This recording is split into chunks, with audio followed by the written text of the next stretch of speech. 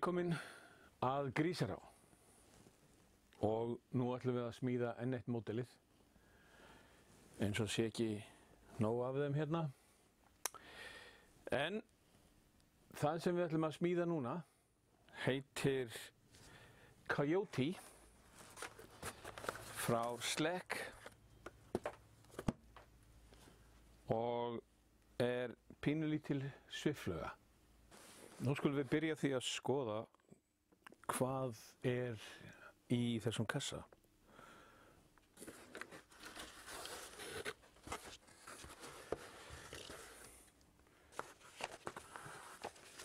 Við erum auðvitað með leiðbeiningar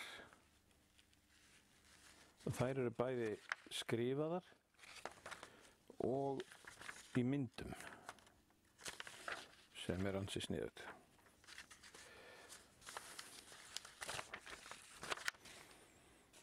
Við erum með teikningu og þetta er ansi löng teikning fyrir svona lítið módel. En á henni er sýnt bæði hvernig á að gera hana án mótors og hérna er með mótor. Báðir vængirnir sýndir og allt mjög vel frá gengið. Innan í þessari teikningu var síðan þetta plast sem er standardinn hjá Slack. Þetta er eina fyrirtæki sem ég veit sem að lætur plastfilmu fylgja með í þegar maður opnar kassan þá sér maður fyrsta lagi svona stangir, balsa og förustangir sem þarf að nota við smíðina. Það er hetta ofan á módelið og hérna er poki með alls konar aukahlutum. Síðan eru stórir kubbar, balsakubbar. Þetta er nú bara einhver pappír.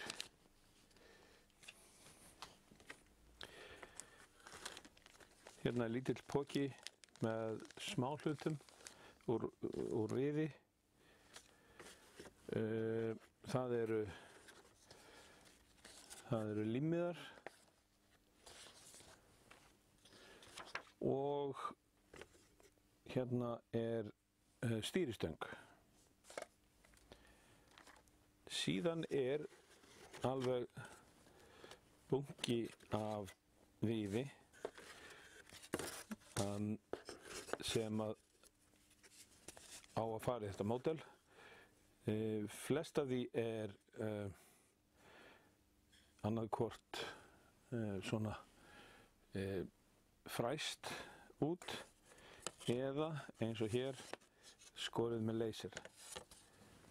Þetta er alveg sæmilega vel skorið. Bunki af rifjum og alls konar dót sem fer í þetta módel. Nú er tvennt sem við þurfum að gera áður en við byrjum alvarlega að smíða og það fyrsta er að taka þennan poka hérna með aukalitunum og athuga það vanti ekkert í hann. Það nefnilega eru á honum göt og það er alveg möguleiki að eitthvað hafi dottið út úr þeim og í kassan.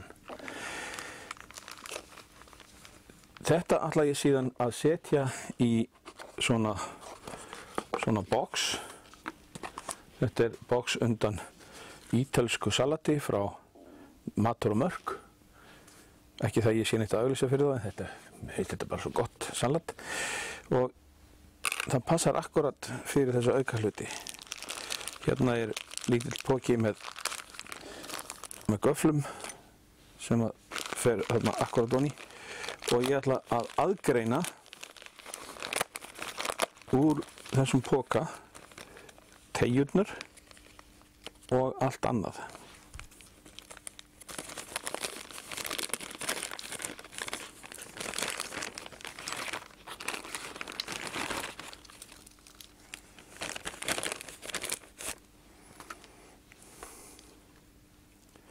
Þannig að teygjurnar fara í sérkassa,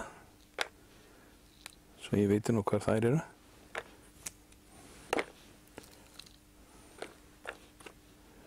Svona. Og allir hinir hlutirnir fara í þennan kassa.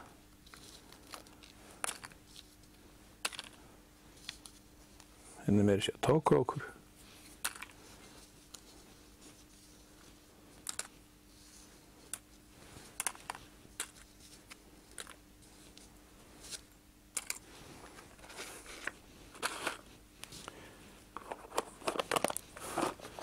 Nú er minni hætta á að þessi smá hlutir fari eitthvað á rölt. Hitt sem við þurfum að gera og er algjörlega nauðsyn er að lesa leiðbeiningarnar.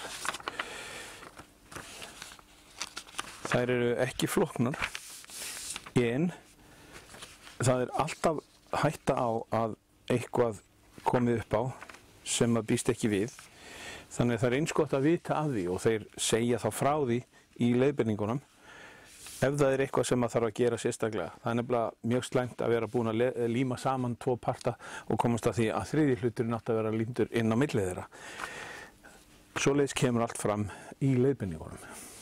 Þannig að nú ætla ég að fara að fá mér kaffi og setjast niður og lesa þessar leiðbeiningar og hafa myndirnar hérna til viðmiðunar.